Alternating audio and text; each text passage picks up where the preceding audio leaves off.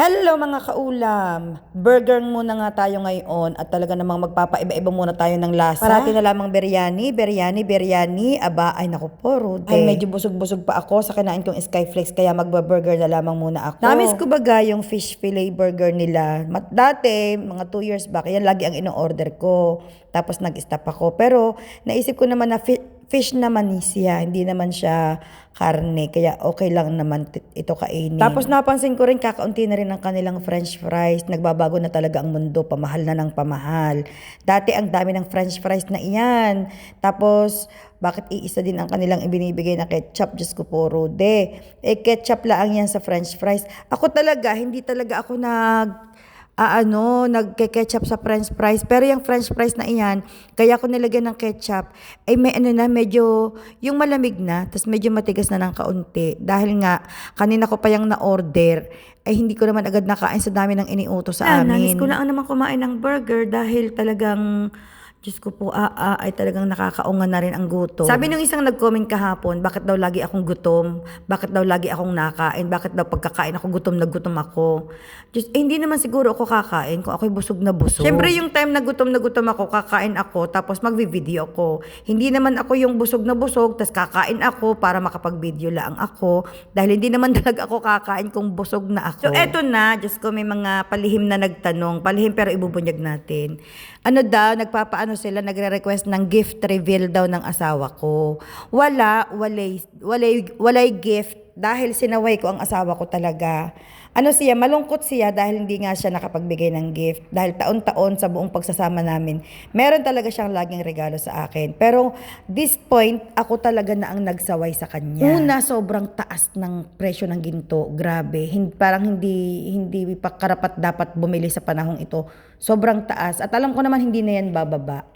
Tapos, sabi niya sa akin, yung camera daw, yung pang vlog na, pinakita niya sa akin ng picture. Alam kong mamahalin yun, kasing presyo na yun, talagang kasing presyo na ng alahas. Sabi ko, wag na. Dahil alam ko, in these coming days, gagastos kami ng malaki para sa mga bata. Meron kaming paggagastosan na malaki na para sa 2 bata.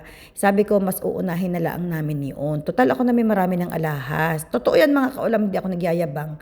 Marami akong alahas dahil taon-taon simula nung kinasal kami, binibigyan niya ako tuwing birthday ko. Plus, binigyan pa ako ng biyanan ko nung huling pumunta rito. Ibinigay na sa akin ng biyanan kong babae yung lahat ng alahas niya. So sabi ko, wag na. Total marami naman na. Sabi kong ganyan. Ang uunahin na lang muna namin mga kaulam ay ang pangangailangan ng mga bata at importante iyon. Mas importante iyon kaysa sa regalo. Dahil hindi pwedeng hindi yun bibilhin sa mga bata at hindi pwedeng hindi yun babayaran para sa mga bata. Plus, kailangan pa namin mag-save para sa September na maglilipat kami ng bahay dahil hindi biro ang maglipat dito ng bahay mga kaulam. At least, dito pag naglipat ka ng bahay at kukuha ka ng isang flat, at least meron kang hawak na cash na pinakamababa is 15,000 to 20,000 dirhams. Saan naman namin kukuhanin yan kaagad-agad.